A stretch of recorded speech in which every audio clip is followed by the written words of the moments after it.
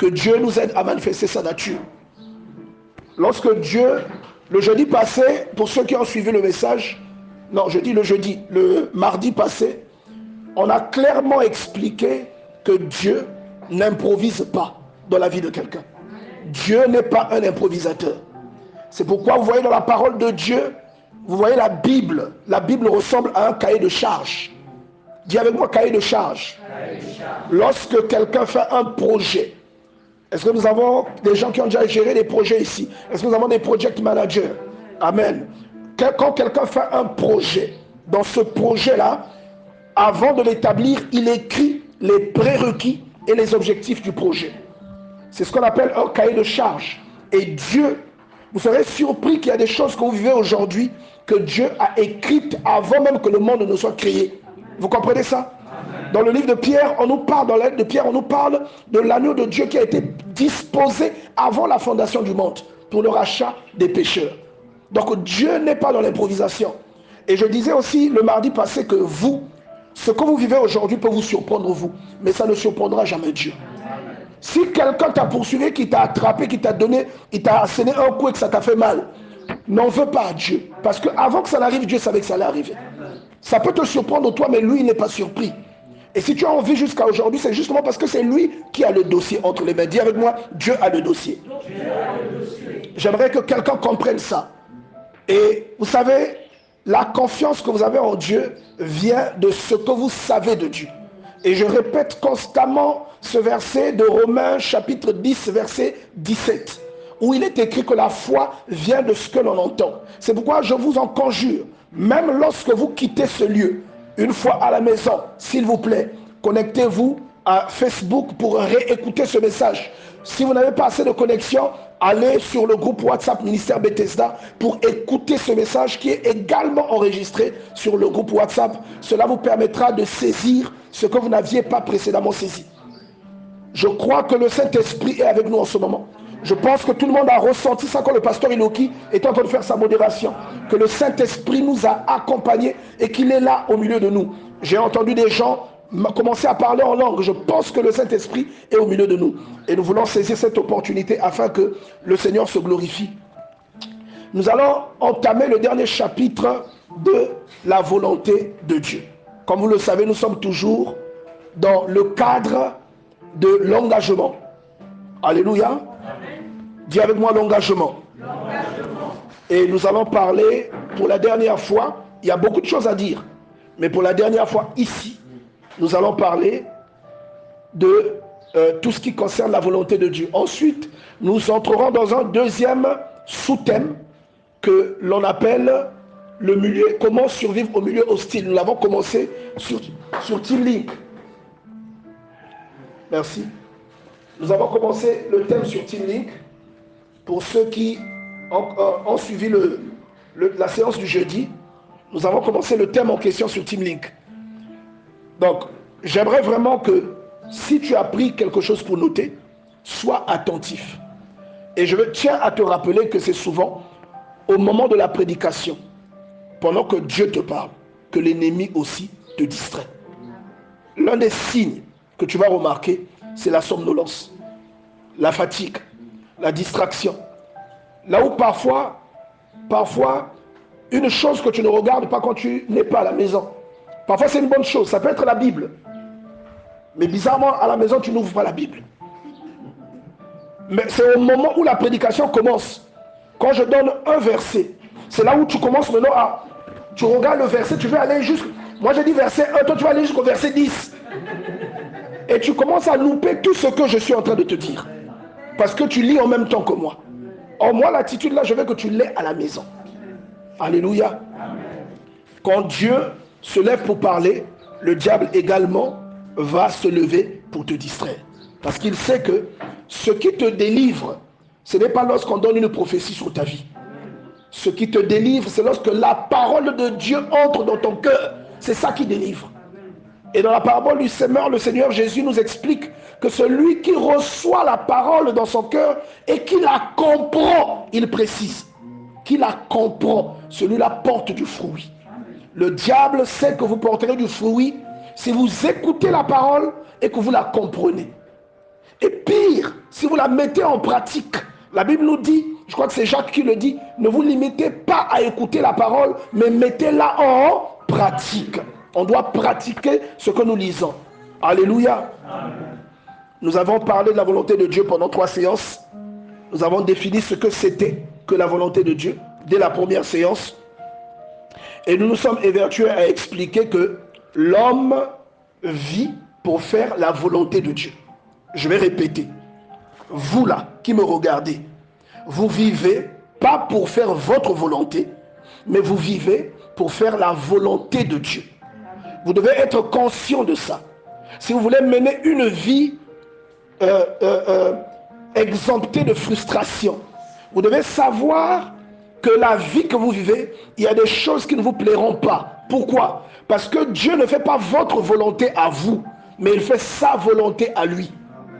Et vous êtes appelés à faire sa volonté à lui. Et voyez le Seigneur Jésus-Christ, la nuit où il fut arrêté, en train de demander à Dieu d'éloigner la coupe qui venait devant lui. Alléluia. Amen. Dis à ton voisin, lâche prise. Il faut que nous apprenions à lâcher prise. La sœur Priscilla nous a dit ça la semaine passée. Il faut que nous apprenions à lâcher prise et à donner tout le contrôle à Dieu. Vous allez remarquer, bien-aimés dans le Seigneur, que lorsque le destin est sur le point de s'accomplir, vous serez persécutés, vous serez tentés, vous serez attaqués. L'ennemi va se dresser contre vous. La plupart du temps, c'est quand la délivrance est proche que ces choses-là arrivent. Quelqu'un comprend ça? Sous une forme ou sous une autre. Vous voyez le Seigneur Jésus dire à Dieu, si c'est possible, éloigne cette coupe. Mais il se ressaisit en disant, non pas ma volonté, mais la tienne. Quelqu'un comprend ça? On vit pour faire la volonté de Dieu. C'est la chose principale que tu dois retenir lors de toute cette étude. Tu es sur cette terre, non pas pour que tes choix, pour que tes décisions s'accomplissent. Toi, tu voulais épouser un blanc. Si c'est... Est-ce que quelqu'un se reconnaît là? Est-ce qu'on peut acclamer le Seigneur?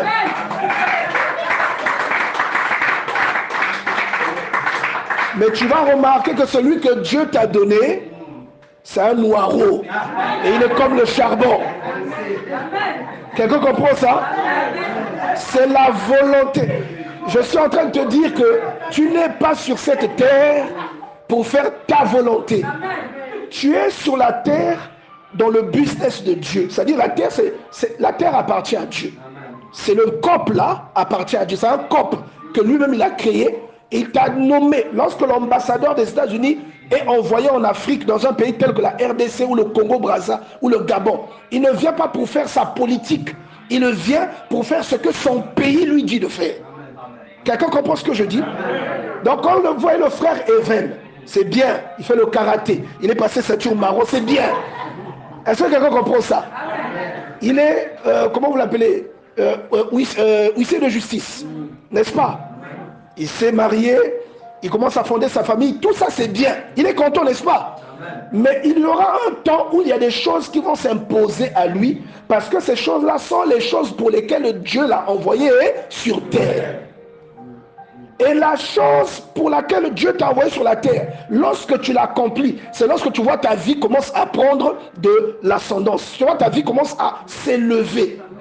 La grâce d'une personne, je l'ai déjà dit lors de la deuxième séance, est cachée dans ce à quoi Dieu l'a appelé à manifester ici sur la terre.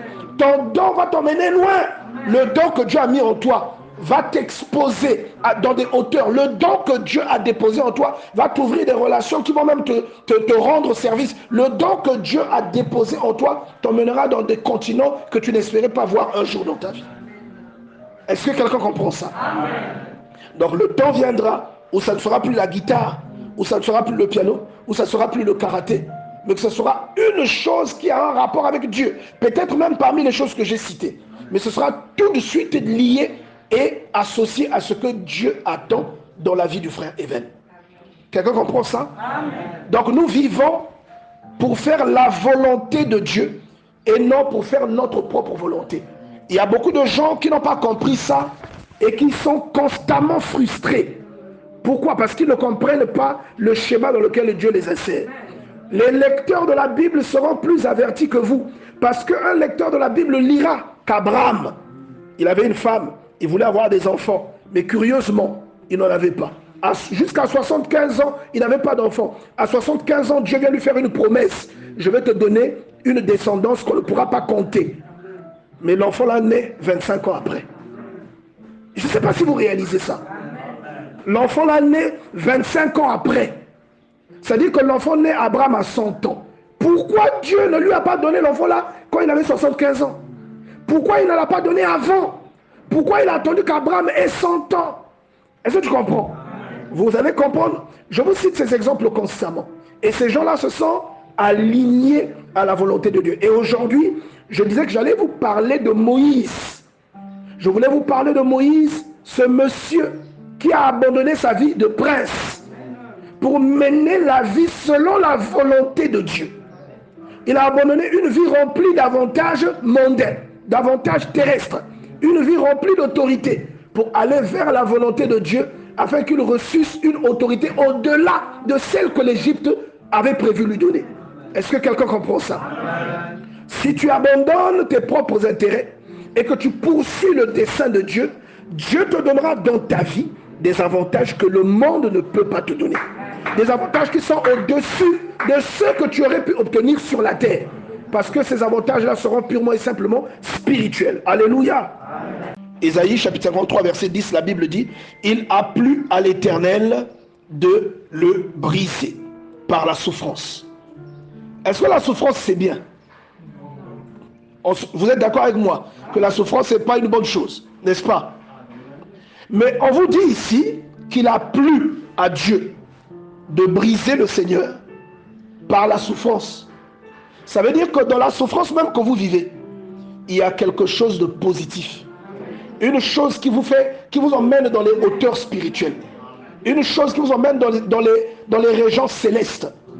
Mais comme souvent, les gens qui ne lisent pas, qui ne communient pas avec Dieu, comprennent mal le mode opératoire de Dieu. Pour vous, lorsque vous souffrez, ça veut dire que Dieu ne vous aime pas. Lorsque vous souffrez, ça veut dire que Dieu a pensé à Pasteur Théo, mais il n'a pas pensé à vous. Et vous ne savez pas par quoi Pasteur Théo est passé. Est-ce que quelqu'un comprend ça? Vous ne savez pas par quoi il est passé. Quelqu'un va dire: ah non, voilà, moi je demandais à Dieu, il m'a promis que j'allais avoir telle chose. Mais je vois le pasteur Théo, même la chose, pour lui, il fait que changer. Mais pour moi, ça ne vient pas. Dieu l'aime plus que moi. Tu ne sais pas par quelle école je suis passé. Tu ne sais pas ce que j'ai souffert. Est-ce que quelqu'un comprend ça? Amen. Dieu fait chaque chose en son temps. Alléluia. Amen. Dieu fait chaque chose en son temps. Éclairage chapitre 3 nous dit qu'il y a un temps pour tout. Alors, nous allons lire ici ce verset 10 encore. Il a plu à l'Éternel de le briser par la souffrance. Ce verset peut être la réponse à certaines tribulations par lesquelles tu passes. Pourquoi Dieu permet que l'ennemi m'atteigne? Pourquoi Dieu a permis à l'ennemi de m'asséner un coup? Moi je prie, mais l'ennemi m'a atteint. Pourquoi? Mais Tatanzam qui est à côté, tu poses parfois cette question à Dieu. Est-ce que tu ne vois pas ce qu'on me fait?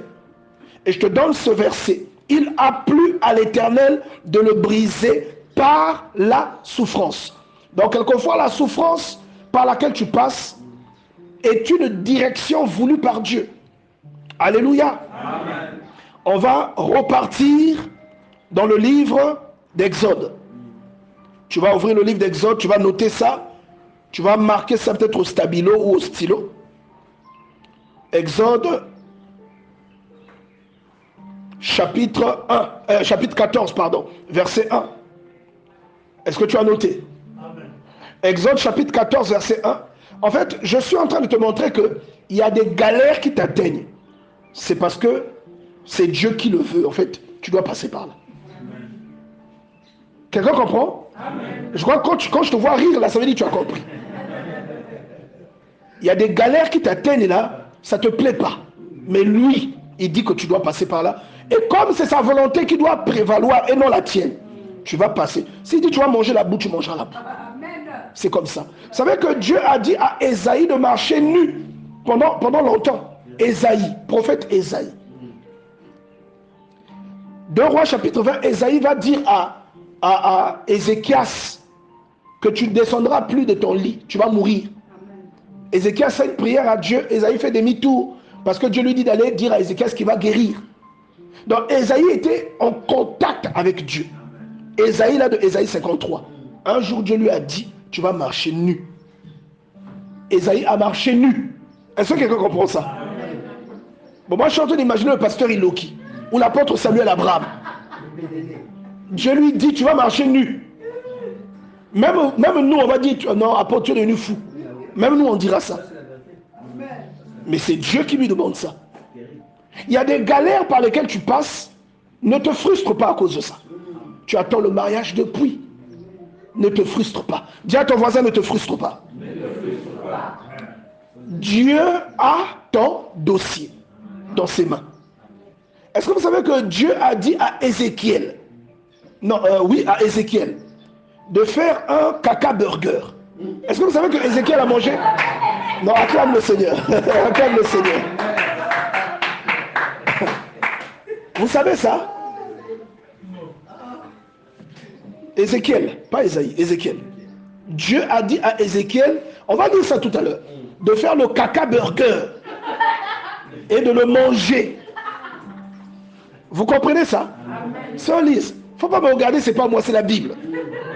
Donc, des fois, ce par quoi Dieu te fait passer, c'est rien. Par rapport à la souffrance par laquelle tu passes, tu te plais beaucoup. Donc, Ézéchiel, dans le ciel, il est en train de te regarder, il dit, mais t'as mousobié. Parce que lui, il est passé par pire que toi. Est-ce que tu comprends ça?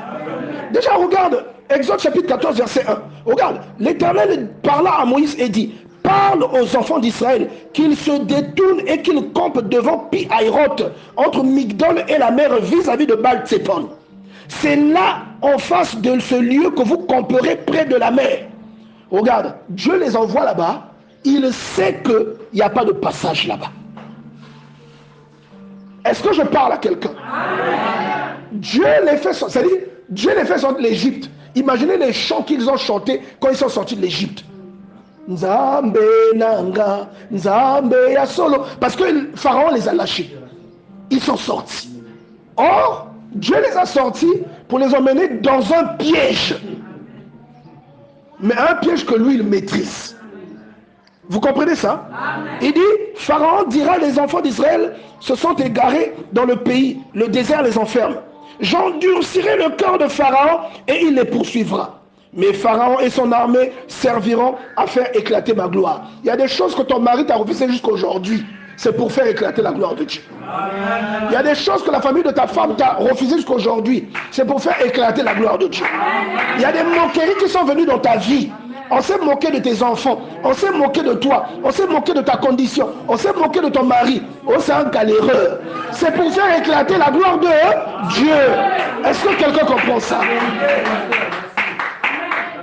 Il y a des avantages que Dieu a donnés à quelqu'un d'autre et pas à toi, pour que sa gloire arrive. Mais si tu étais à la place de Lazare, est-ce que vraiment Dieu avait besoin que Lazare meure? S'il était conscient, il allait refuser le deal là. Dit Dieu, le deal là, moi je le refuse. Pourquoi je dois mourir? Mais non, si je ne me réveille pas. 4 jours. Non, est-ce que je mens? Tu aurais raisonné comme ça. Seigneur, pendant 4 jours, mais je vais me décomposer. Il dit, calme-toi, Jésus va te ressusciter. Ah, Seigneur, tu es sûr? Et Jésus le savait. Voilà pourquoi il a fait semblant de traîner. Et il a dit, notre ami Lazare s'est endormi. Je m'en vais le réveiller. Donc il savait ce qui allait se passer. Et donc toi, pendant que tu pleures, Seigneur, tu n'es pas en train de voir comment on est en train de me tirer par le vêtement. Lui, il regarde là-bas. Il ne te regarde plus. Amen. Seigneur, tu m'abandonnes. Lui, il regarde là-bas parce que le dossier est dans sa main. Il sait ce qui va se passer après. C'est pourquoi fais confiance à Dieu. Amen. Et une personne qui comprend ces choses, c'est une personne qui ira loin avec Dieu. Alléluia. Amen.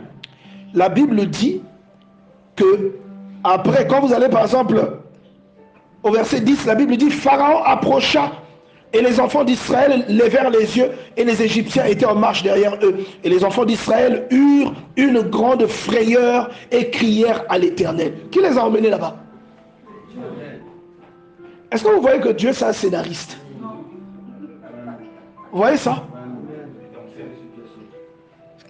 Regarde, il y a parfois des dossiers que tu déposes, on ne t'appelle pas. Tu n'as pas la malchance. Tu comprends ça? Tu déposes des dossiers, on ne t'appelle pas. Tu n'as pas la malchance. Il a tout écrit. Il a tout écrit. Quelqu'un comprend ça? Il y a des opportunités qu'il ne veut pas te donner encore.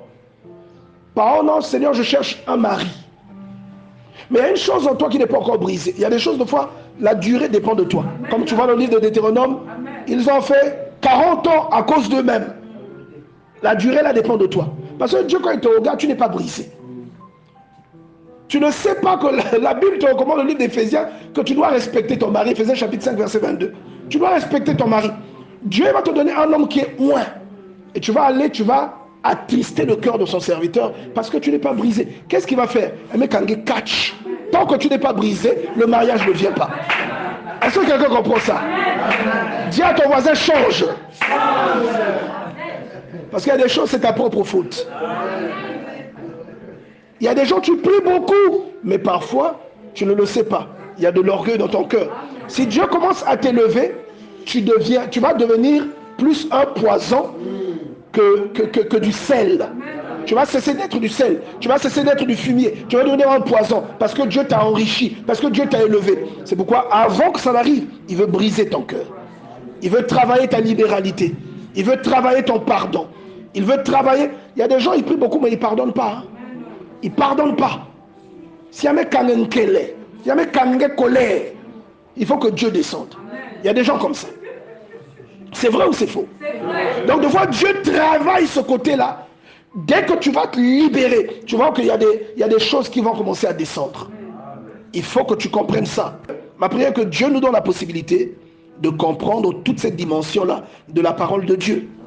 Dieu a demandé à Ésaïe de marcher nu. Vous savez ça? Dieu a demandé à Ésaïe de marcher nu.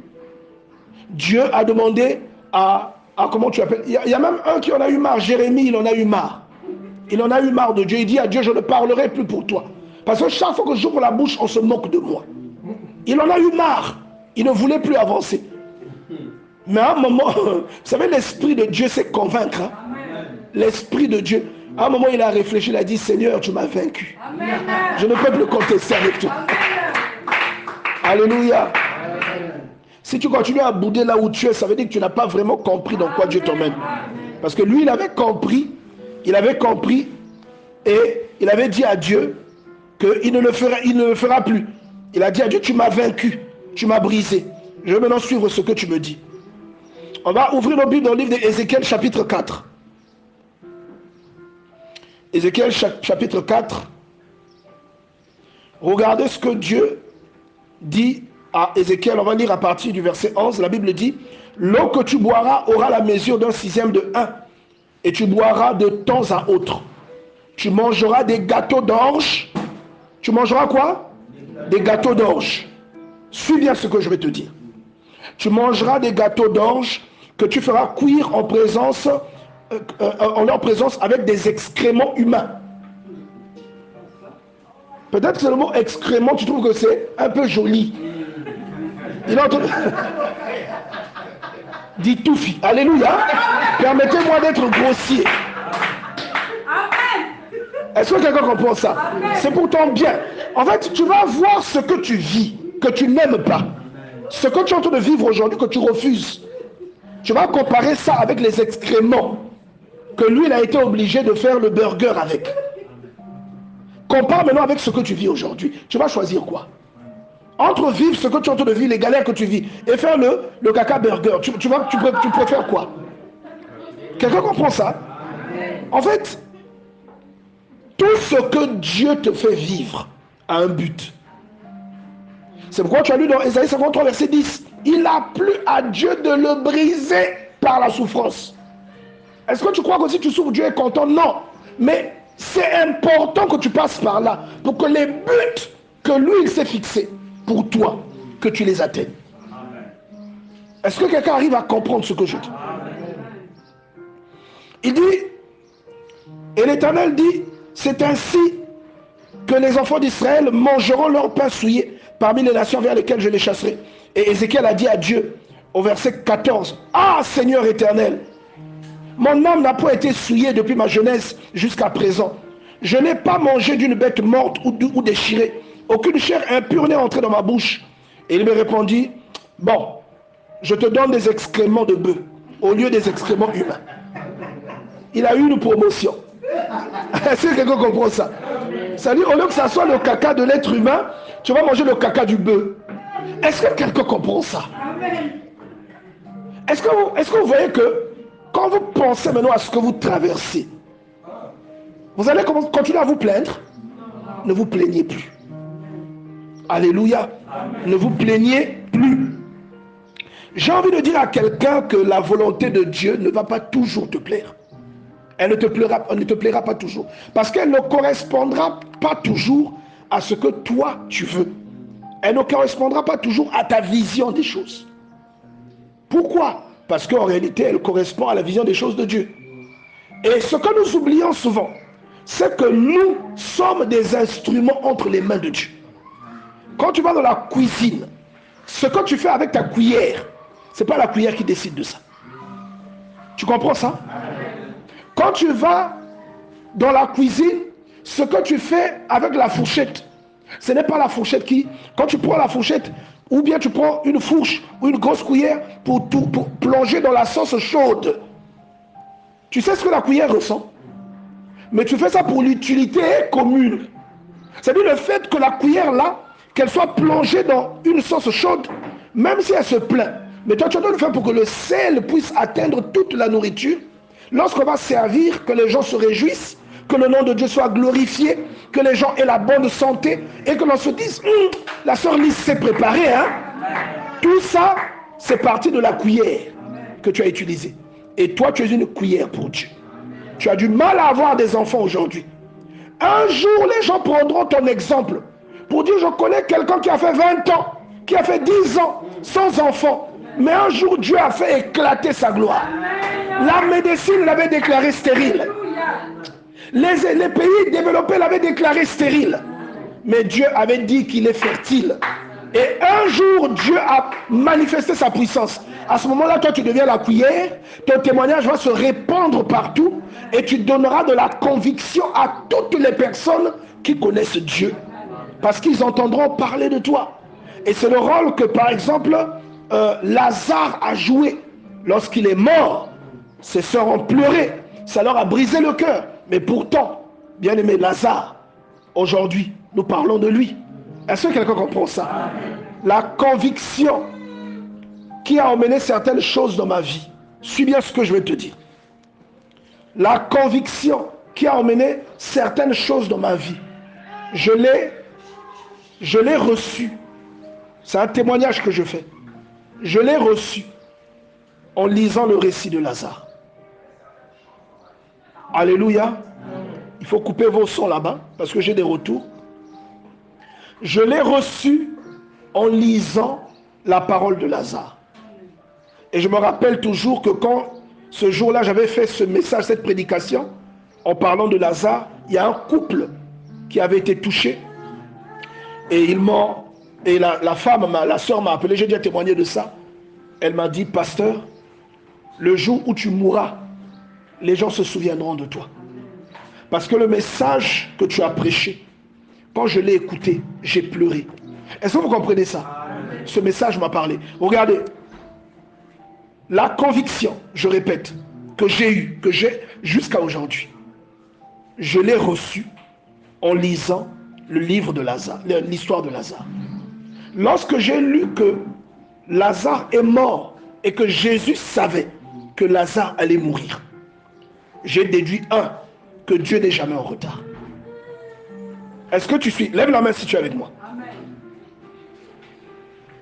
Lorsque j'ai lu l'histoire de Lazare, que j'ai vu Lazare mourir, j'ai déduit que quel que soit le problème, Dieu n'est jamais en retard. Le retard n'impacte pas Dieu. Donc quand c'est la volonté de Dieu, Les êtres humains pourront dire que vous êtes en retard. La sœur Inès est en danger. Les êtres humains pourront dire que vous êtes en retard. Quelqu'un comprend ça? Amen. Mais rassurez-vous, Dieu n'est jamais en retard. Il y a des promesses, moi, que Dieu m'a faites, ça fait aujourd'hui 9 ans. Les êtres humains peuvent penser que c'est un retard. Mais quand je pense à mon Dieu, je dis non, il n'est pas en retard. Parce que le même Abraham, à plus de 80 ans, était en train de dire à Dieu, mais que me donneras-tu? Je m'en vais. Abraham, ça dit, lui, il pensait, puisque Moïse dit dans le psaume 90 que nos années s'élèvent à 70 ans, pour les plus robustes à 80 ans. Donc c'est ça un peu l'espérance de vie. Abraham pensait que, bon, j'ai 80 ans, bientôt je vais mourir. Dieu savait qu'Abraham allait mourir à 175 ans. C'est-à-dire le dossier est entre les mains de Dieu. Ton dossier à toi, il est entre les mains de Dieu. Alléluia. Là où les hommes pensent que tu as échoué, là où les hommes pensent qu'ils avaient réduit Joseph à l'échec, afin que ses rêves ne s'accomplissent pas, c'est là où précisément Dieu voulait que Joseph soit, afin que ses rêves s'accomplissent. La tribulation que tu vis, on t'a attaqué, on t'a frappé au dos, tu reçois une douleur au dos. C'est ça que Dieu a voulu, que tu puisses passer par là, pour que pendant la période là que tu cherches un peu sa face. Est-ce que quelqu'un comprend ça? Amen. Dis avec moi la volonté de Dieu. La volonté de Dieu. Il n'y a pas de hasard. Amen. Comment Dieu qui aime Lazare peut laisser Lazare être frappé par la mort? Non, bien aimé, pense-toi. Est-ce que tu peux lever la main s'il te plaît? Ne vous laissez pas distraire par les mouvements des plus petits. Comment quelqu'un qui aime Lazare, Dieu, il aime Lazare, Sœur Krishna, Dieu aimait Lazare, oui ou non? Comment Dieu peut-il permettre que Lazare meure, puisqu'il l'aime, et qu'il meure comme ça? Comment Dieu permet-il ça, s'il n'a pas une idée derrière la tête? Et par comparaison, comment Dieu peut-il permettre que tu vives ce que tu vis, s'il n'a pas une idée derrière la tête? Frère Even, je ne sais pas si vous comprenez ce que je suis en train de dire ici. Ce que tu vis est validé par Dieu. Et Dieu a une idée du pourquoi. Et toi, l'idée là, tu ne la connais pas encore, Pasteur Iloki. Tu ne la connais pas encore. Mais Dieu sait pourquoi tu vis ça. Et Lazare, imaginez, c'était l'ami de Jésus. Jésus, regardez, c'était pas une simple relation, c'était son ami. Est-ce que vous connaissez, Pasteur Iloki, l'ami de Jésus? Tu vas aller quelque part dire, tu es l'ami de Jésus. Je vous raconte souvent, Maman Victoire, comment le Seigneur l'a utilisé puissamment. Comment elle m'a fait des révélations redoutables sur ma propre vie. Des choses que je vis, que j'ai vécues et que je vivrai. Et on te dit, Pasteur Iloki, Jésus c'est ton ami. Mais toi quand tu regardes ta vie, oh, mais comment lui il est mon ami et je vis ça? Quelqu'un comprend ça? Amen. Et on vous dit qu'on envoie appeler Jésus pour dire, Seigneur, celui que tu aimes est malade. Ça veut dire qu'il l'aimait d'une façon particulière. Alléluia. Amen. Il l'aimait d'une façon particulière. Celui que tu aimes est malade. Il a traîné là. Lazare est mort. Et le Kotimboka. Quand il est arrivé, hein, si tu étais là debout, hein, maman, ils ont commencé à pleurer là. Or le type avait son plan, il avait le dossier. Dit Dieu a ton dossier. Et quand il est arrivé, il a dit ôtez la pierre. Les gens disent mais il veut quoi en fait? Oh non, je sais que mon frère ressuscitera au dernier jour. Jésus lui a dit mais qu'est-ce que tu ne comprends pas? Je suis la résurrection et la vie. C'est moi. Quand tu entends qu'au dernier jour les gens ressusciteront, c'est moi. Je suis là personnifié devant toi. Quand j'ai lu ça, j'ai dit Seigneur, quand j'ai lu ça, j'ai pleuré. Je me suis rendu compte que toutes les fois où je lisais cette histoire, en fait, je ne la lisais pas bien. Là maintenant, je la lisais avec les yeux de l'esprit. Et je vous envoie souvent vers Luc 24, verset 45. Il leur ouvrit l'esprit afin qu'ils comprissent les Écritures. Ces gens-là, c'était des évangélistes. Ces gens-là faisaient des miracles, mais ils ne comprenaient pas les Écritures, telles qu'ils les ont compris après. Il a fallu que Jésus, avant de monter au ciel, leur ouvre les yeux. Vous comprenez ça? Donc, regardez. Dans l'évangile de Marc au chapitre 4, on nous dit que Jésus parlait toujours en parabole. Et j'ai l'habitude de dire, c'est le langage de Dieu. C'est le langage de Dieu. Dis avec moi le langage de Dieu. Il y a des choses dans l'évangile, tu lis, c'est simple, mais c'est compliqué. Toi, tu trouves la simplicité là, c'est seulement simplicité à Zoulou Zoulou. Mais en réalité, c'est profond. J'ai dit, mais comment le type, il a laissé Lazare mourir? Parfois, Lazare avait un ennemi qui a dit, il paraît que lui, c'est lui. Il paraît que lui, c'est l'ami de Jésus. Vrai ou faux? Il y a peut-être quelqu'un qui dit ça de toi. Il paraît que c'est Milaka. Mais que t'as là. Acclame le Seigneur, s'il te plaît.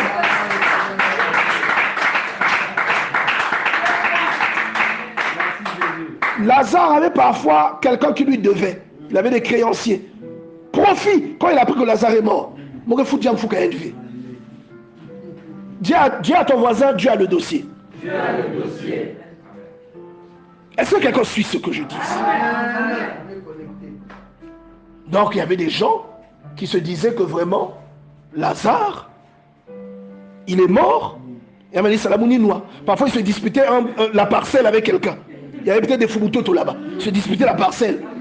Quand Lazare est mort, vrai profit. Tu vois un peu? Ils se disputaient de fiancé avec un voisin. Tous les deux cherchaient à séduire une fille. Oh, mon concurrent là est mort. Il a fait la fête, il a bu le champagne. Il ne savait pas que Dieu avait le plan. Ça veut dire que ton malheur sur lequel quelqu'un se réjouit, en fait, c'est ça qui sera ta gloire. Et quand Jésus est venu, quand j'ai vu que Lazare est mort, bien aimé, tu as déjà vu un cadavre même de 3 jours. Je me rappelle une fois, on avait fait cette étude ici. On sortait l'écran à l'époque, on avait un écran que je sortais. On a mis les images. Qui se rappelle de ça? Je vous ai montré un cadavre de 3 jours. Vous pouvez vomir. C'est-à-dire, il commence à gonfler. Deux fois, il devient vert. Deux fois même, il est bleu. 3 jours. Mais on te dit que lui, 4 jours. 4 jours. C'est là où quand j'ai vu le type là prendre quelqu'un, j'ai dit, je ne peux plus avoir peur de ta volonté. Je ne peux plus avoir peur de ce que l'être humain peut faire de ma vie. Mais je vais avoir peur de qui? C'est là où j'ai compris pourquoi David dit, l'Éternel est le soutien de ma vie. De qui aurais-je peur? Mais j'aurais peur de qui? J'ai dit, Seigneur, le type là est mort. Il a commencé à se décomposer. Toi, tu es arrivé, tu l'as appelé et il s'est réveillé. Quelle est la situation dans ma propre vie qui est morte que toi, tu ne peux pas réveiller? Alléluia. Et ce que je vous raconte, je l'ai vécu. Je l'ai vécu. Il y a des choses que les médecins peuvent dire, non, ici tu n'as plus aucune chance. J'ai dit, oh, le Dieu de Lazare. Et la chose s'est réveillée.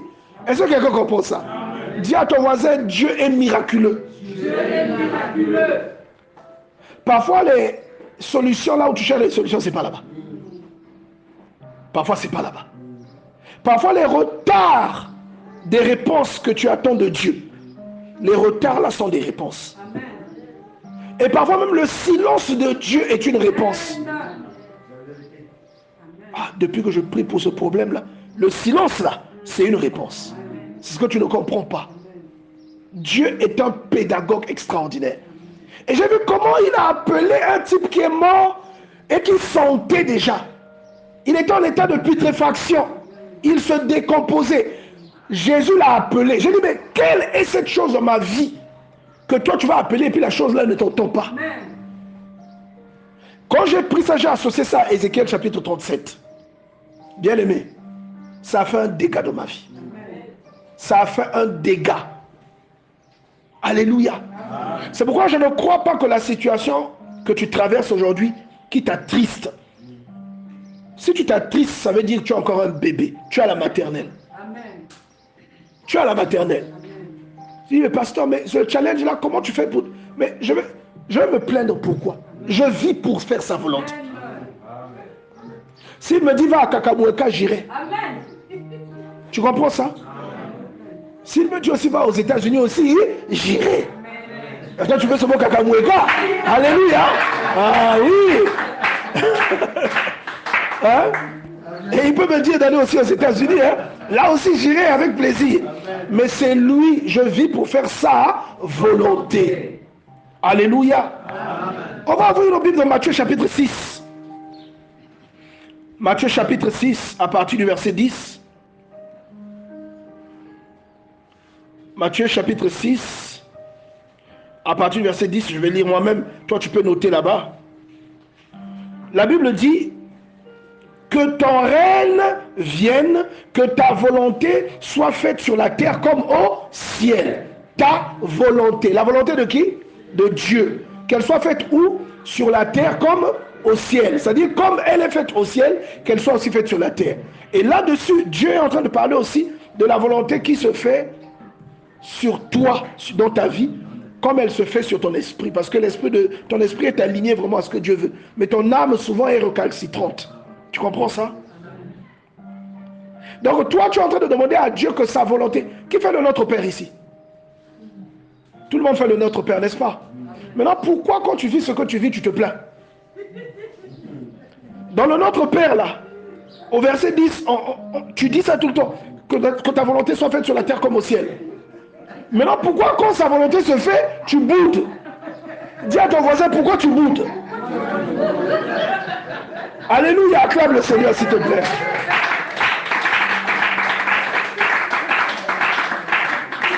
Et pourtant, c'est la prière que tu fais.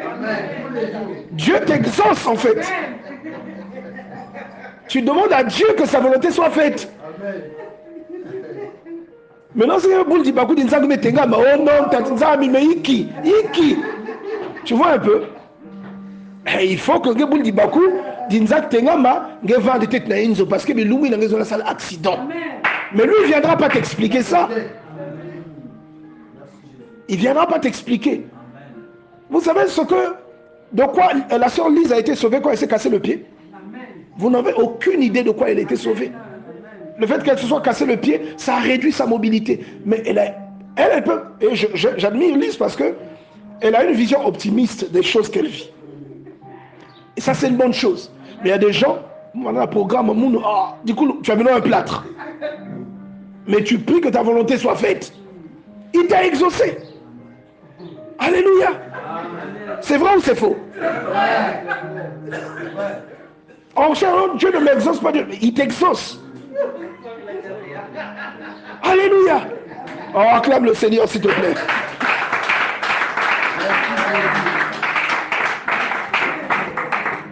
La volonté de Dieu ne va pas toujours te plaire. Hein? Elle ne va pas toujours te plaire. Mais sois-en sûr. Elle va contribuer à ton bien-être. Elle va contribuer à l'accomplissement de ta destinée. Elle ne te plaira pas toujours. Mais à un moment, il faut que tu croises les combats que tu croises. Alléluia. Il faut que tu croises les combats que tu croises. Quelqu'un comprend ça? Amen. Et la volonté de Dieu, elle peut te paraître même inconnue quelquefois. Tu ne sais pas où tu vas. Tu connais le schéma et les grandes lignes, mais tu ne sais pas vraiment les détails, là c'est comment. Est-ce que je parle à quelqu'un? Mais pourtant tu sais qu'il avait promis des choses. Mais dans les petits détails, de fois il y a des virgules, tu as l'impression que ça te ramène en arrière. Alors que l'arrière là ça raccourcit. La tribulation est un ascenseur. Quelqu'un comprend ça? La tribulation que tu vis est un ascenseur. C'est un ascenseur. Toi tu crois qu'il te fait faire demi-tour? Tu travaillais, je pense au pasteur Eloki qui travaillait pour lui. Il était bien. Et du jour au lendemain, Dieu le prend et lui dit, viens ici, assieds-toi là. On prend son travail. Vous voyez ça? Il n'y a que Dieu qui sait. Parfois, en travaillant le zèle qu'il a eu, en se dédiant intégralement au ministère, il n'allait pas avoir parfois le tonus spirituel qu'il a. Peut-être qu'un vent allait entrer dans sa maison et le dépouiller. Mais à cause du fait que Dieu l'a appelé à plein temps, il est maintenant consacré à une dimension. Parce qu'il se donne, il a plus de temps de consécration, plus de temps de jeûne, plus de temps de service. Et qu'est-ce que ça fait? Ça bâtit un mur. Est-ce que vous comprenez ça? Toi, quand on te dit on va compresser, te voilà, tu commences à tomber comme le mur de Jéricho. Mais pourquoi la sœur Ange est tombée comme le mur de Jéricho? Oh non, parce qu'on veut compresser. Elle est tombée, elle a fait une hypertension. Est-ce que vous comprenez ça? Tu es tombé comme le mur de Jéricho. Alors que... Est-ce que quelqu'un comprend cette parole? Dis avec moi la volonté de Dieu. Vous savez tout ce que je vous dis. Si je ne lisais pas la parole de Dieu et que je n'étais pas conduit par le Seigneur, je ne pouvais pas faire ces déductions-là. Alléluia. Vous comprenez que ces déductions-là, c'est le Seigneur lui-même qui me les inspire. Et quand vous lisez la parole de Dieu, ces déductions-là viennent à votre esprit. Dieu, c'est votre Père. Il vous aime. Il ne peut pas vous souhaiter du mal. Il ne peut pas être content si vous ne vous portez pas bien. Il ne sera pas content. Est-ce que quelqu'un comprend ça? La volonté de Dieu peut être incomprise. Pourquoi il me fait vivre ça? Pourquoi il donne à mon frère mais pas à moi? Pourquoi moi je suis le dernier? Est-ce que vous comprenez ça? À recevoir. Il y a des gens dans les familles, par exemple chez nous, dans la famille, vous allez voir que les derniers, c'est ceux qui ont beaucoup d'enfants. Est-ce que vous comprenez ça? Si tu n'as pas, si tu n'as pas le discernement, est-ce que quelqu'un suit ce que je dis?